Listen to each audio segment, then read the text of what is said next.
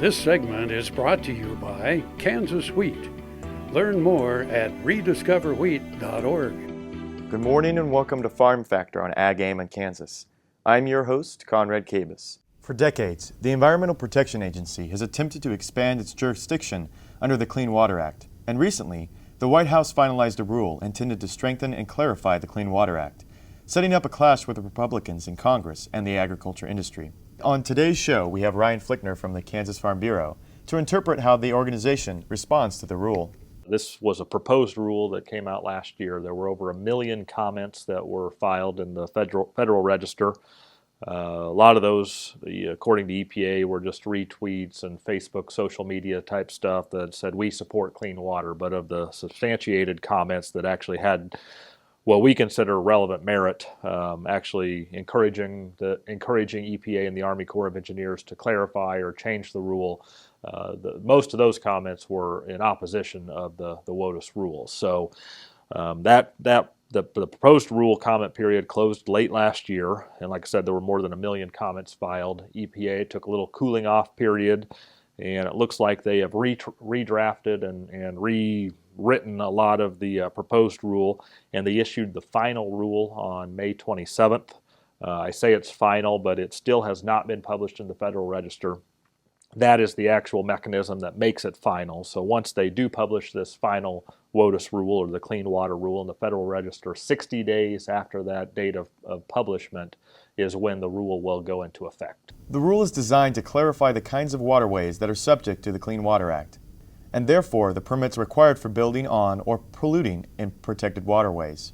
Supporters call the rule a significant fix for tens of millions of acres of wetland and thousands of streams that contribute to drinking water for Americans. The Environmental Protection Agency said the affected areas would be relatively small in number.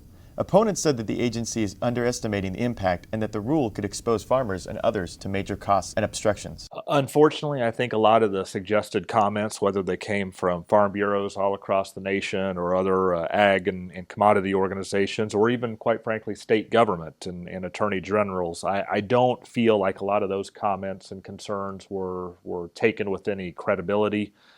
There were some changes from the proposed rule to the final rule, but what remains the Farm Bureau, our biggest concern is that the definition of tributary continues to include bed, bank, and an ordinary high water mark, and that is extremely problematic.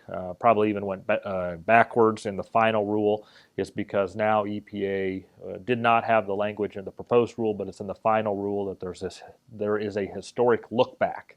Anything that shows that at one point in time this land feature had a tributary running through it, if the bed, bank, and ordinary high water mark was visible back then, even though it might be plowed through or farmed through now, it will still be a water of the United States when and if it carries water.